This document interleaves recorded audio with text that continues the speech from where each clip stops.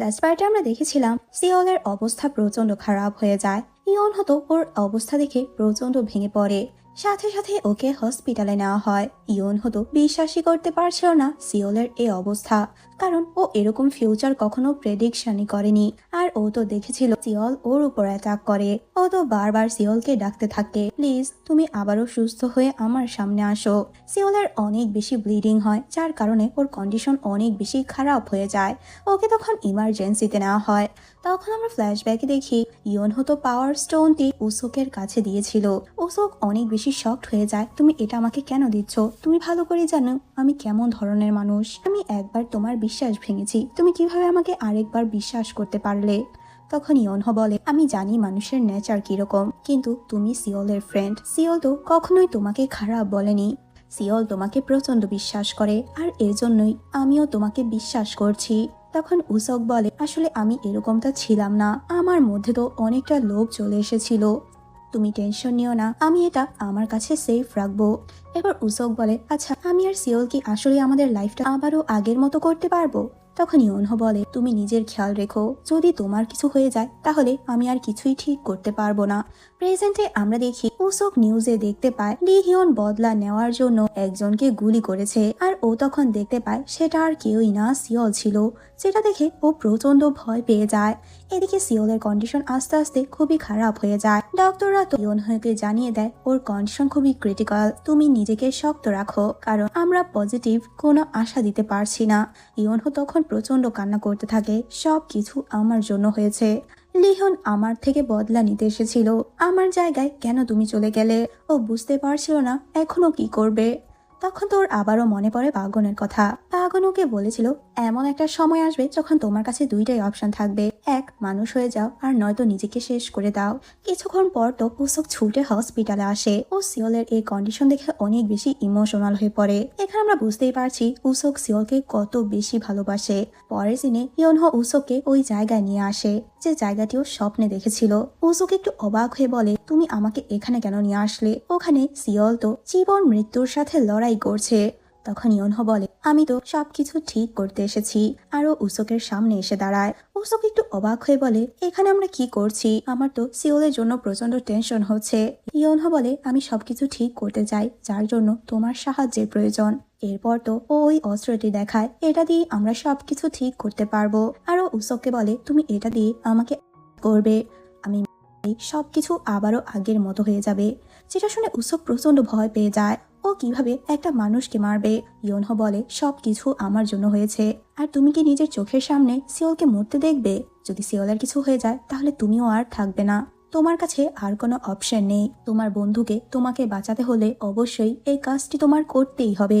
উসক তো প্রচন্ড ভয় পেয়ে যায়, ও বুঝতে পারছে না ও কি করবে, কিন্তু ইয়নহ বারবার ওকে বলতে থাকে, যার কারণে ও ইয়নহর হাত থেকে ওই অস্ত্রটি নিয়ে নেয়। এরপর তো ওই অস্ত্র দিয়ে ইয়নহকেও আঘাত। ইয়নহ বলে, আমার এরকম করা একদমই ঠিক হয়নি, মানুষের প্রেমে পড়াও আমার উচিত হয়নি। আমি তো এখন বুঝতে পারছি গুমহো কেন ওই ডিসিশন নিয়েছিল। ও তো রিগ্রেট ছাড়াই নিজের ভালোবাসার মানুষটিকে চুজ করেছিল। আমার মধ্যেও এখন কোনো রিগ্রেট নেই, কারণ আমি নিজের মতো করে লাইফ লিড করেছি। আস্তে আস্তে সবকিছু পরিবর্তন হচ্ছিল। আর তখন আমরা দেখি ওই পাওয়ার স্টোনের বক্সটিও ওপেন হয়ে যায়। গুমহো তখন দেখতে পায় ও তো পুরোপুরি নাইনটেল ফক্স হয়ে গিয়েছে। কিছুক্ষণ পর সিওলের জ্ঞান ফিরে আসে, কিন্তু ও নিজের চোখের সামনে যেটা দেখে সেটা দেখার জন্য ও একদমই প্রস্তুত ছিল না। আসলে উসকের জায়গায় এখন সিওল সুইচ হয়ে গিয়েছে, আর সিওল দেখতে পায় ও নিজেই ইয়নহকে আঘাত করেছে। ও প্রচন্ড ভয় পেয়ে যায়। ইয়নহ বলে, এটা আমার ডিসিশন ছিল। সিওল বলে, তুমি এটা কি করেছো? সিওল বলে, আমি গুমহোর কাছে যাচ্ছি হেল্পের জন্য। ইয়নহ বলে, প্লিজ তুমি আমার সাথে থাকো, যাই করি না কেন এখন আর কিছুই ঠিক হবে না। সিওল বলে, তুমি তো বলেছো আমাদের দুজনের জন্য তুমি সবচেয়ে ভালো সমাধান খুঁজবে, কিন্তু তুমি কেন নিজেকে স্যাক্রিফাইস করেছো? তখন ইয়নহ বলে, এটাই একমাত্র উপায় ছিল তোমাকে ঠিক করার। আমি তোমাকে আবারও তোমার লাইফে ফিরিয়ে দিয়েছি। তখন সিওল বলে, আমি তো একটা নর্মাল লাইফও লিড করতে পারতাম, আমি শুধুমাত্র তোমার সাথেই থাকতে চেয়েছি। আমার কাছে কিছু না থাকলেও আমি শুধু তোমাকেই চেয়েছি, প্লিজ তুমি এভাবে আমাকে ছেড়ে যেও না। ইয়নহ বলে, আমি তো বলেছিলাম আমার পাওয়ার ফিরে পেলে তোমার সব মেমোরিগুলো মুছে দেব, কিন্তু এখন তো আমার পাওয়ার নেই, আমি ওই মেমোরিগুলো মুছতে পারবো না। কিন্তু প্লিজ তুমি আমাকে ভুলে যেও, আমি চাই তুমি আমাকে ভুলে নিজের লাইফটা সুন্দরভাবে উপভোগ করো। আর হ্যাঁ, আমি তোমাকে অনেক বেশি ভালোবাসি। সিও তো প্রচন্ড কান্না করতে থাকে। তখনই ওর চোখের সামনে ইয়নহো গায়েব হয়ে যায়। সিওল তো অনেক বেশি ভেঙে পড়ে। এরপর আমরা ইয়নহোকে দেখি, ও এক নদীর সামনে আসে। আসলে ও মৃত্যুর পরের দুনিয়ায় চলে এসেছে। নদী পার হলে ও হ্যাভেনে যেতে পারবে, কিন্তু এখানের ওয়েদার হঠাৎ করে খুব খারাপ হয়ে যায়, যার কারণে ইয়নহো নদী পার হতে পারে না। পরের সিনে আমরা সিওলকে দেখি, ও তো হসপিটালে ছিল, ওর সাথে উসোকো ছিল। ডক্টর তখন ওর রিপোর্টের কথা বলে। আমি আসলে তোমাকে কিভাবে বলবো বুঝতে পারছি না, কিন্তু তোমার কাছে তো আর বেশি সময় বাকি নেই। যে এটা শুনে ওরা দুজনই প্রচন্ড ভেঙে পড়ে। তখনই নার্স এসে জানায় আসলে আমাদের রিপোর্টে কিছু ভুল ছিল। এরপর ডক্টর যখন আবারও রিপোর্টগুলো চেক করে, তখন দেখতে পায় সিওল তো পুরোপুরি সুস্থ, যেটাতে ডাক্তার প্রচন্ড শকড হয়ে যায় আর সিওলকে সরি বলে। আসলে তুমি পুরোপুরি সুস্থ, তোমার কোনো রোগই ধরা পড়েনি। সিওল প্রচন্ড শকড হয়ে যায়, এটা কিভাবে সম্ভব? এটা কি ইয়নহো করেছে? তাহলে কি ইয়নহো এখন আমার আশেপাশেই রয়েছে? ও তখন আশেপাশে ইয়নহোকে খুঁজতে থাকে, কিন্তু কোথাও ও ইয়নহোকে দেখতে পায় না।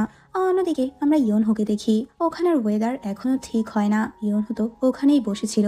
একটা লোক এসে ওকে কিছু একটা পান করতে বলে আর বলে তোমার পুরনো জীবনের কথা তুমি ভুলে যাও।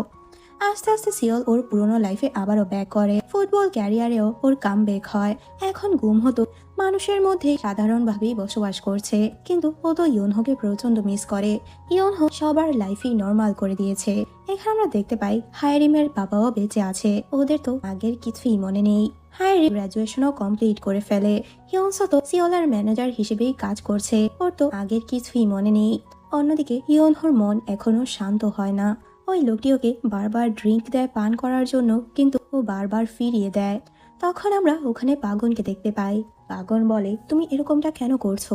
তোমার তো এখন চলে যাওয়া উচিত। ইয়নহো কোনো কথাই বলে না, ও ওখানেই দাঁড়িয়ে থাকে। এইভাবেই 9 বছর কেটে যায়। সিওল উসোকের সাথে দেখা করতে আসে। উসোক এখন ওর বাবার সাথে খুব বড় এক বিজনেস করছে। সিওল উসোকে বলে আমি শীঘ্রই রিটায়ার নেব, দেখি ফিউচারে আমি কি করতে পারি। এখানে আমরা এটাও জানতে পারি লি হিয়নের গাড়ির সাথে ওদের কারোই অ্যাক্সিডেন্ট হয়নি। উসোক তো নিজেও ভালো এক প্লেয়ার ছিল, কিন্তু ও কিছু বছর আগে নিজ থেকে রিটায়ার হয়েছে। সিওল যখনই কোরিয়া আসতো, ও সবসময় ওই বাসাটি ভিজিট করতো, যেটা উসোকের ছিল। আসলে ওই জায়গায় তো ওরা ইয়নহোর সব স্মৃতি জড়িয়ে আছে। উসোক সিওলকে বোঝানোর চেষ্টা করে এখন তো তোর মুভ অন করা উচিত, আর ওই জায়গার রিকনস্ট্রাকশনের কাজ শুরু হবে। তো তোর উচিত ওই জায়গাটি বিক্রি করে দেওয়া। আমাদের হাতে তো কিছুই নেই, সবই আমাদের ফেট। ইয়নহর তো শেষ ইচ্ছেই ছিল তুই ওকে ভুলে যা। তখন সিওল বলে ইয়নহর ব্যাপারে শুধু তুই আর আমিই জানি। যদি আমিও ওকে ভুলে যাই তাহলে ওকে কে মনে রাখবে? আমার তো মনে হয় ও আমার আশেপাশে রয়েছে, ও আমার আশেপাশে থেকেই আমাকে প্রোটেক্ট করছে। আমার তো ভাগ্যে লেখা ছিল আমি শীঘ্রই মারা যাব, কিন্তু ওর জন্য আমার ভাগ্য পরিবর্তন হয়েছে। আমার যে অ্যাক্সিডেন্ট হয়েছিল, ডক্টর বলেছে আমাকে 6 মাস লাগবে ঠিক হতে, কিন্তু আমি 2 সপ্তাহের মধ্যেই ঠিক হয়ে গিয়েছিলাম। ও তো এটা ওটা বলতে থাকে। তখন উসুক একটু রেগে যায়। এভাবে তুই একটা জিনিসের মধ্যে আটকে থাকতে পারবি না। আমি জানি তোর কতটা কষ্ট হচ্ছে, কিন্তু তোর এগিয়ে যেতে হবে। এরপর তো সিওল আবারও ওই বাসার সামনে আসে। একটা গাড়ি দেখে ওর ইয়নহোর কথা মনে পড়ে। এরপর তো দেখতে পায় হঠাৎ করে লাইটগুলো জ্বলছে নিভছে। তখনও ভাবতে থাকে নিশ্চয়ই ইয়নহো এসেছে। ও দৌড়ে ছাদে আসে, ইয়নহোকে ডাকতে থাকে প্লিজ তুমি আমার সামনে আসো। তুমি আমার সামনে থেকে গায়েব হয়ে গিয়েছিলে, কিন্তু আমি চাই না তুমি এভাবেই থাকো। কিন্তু ও কোনো রেসপন্সই পায় না। তখন তো অনেক বেশি ইমোশনাল হয়ে পড়ে। তখন তো ও ছাদের কিনারায় আসে আর বলে আমি এখনই টেস্ট করব তুমি আসলেই কি আমার আশেপাশে আছো কি নেই।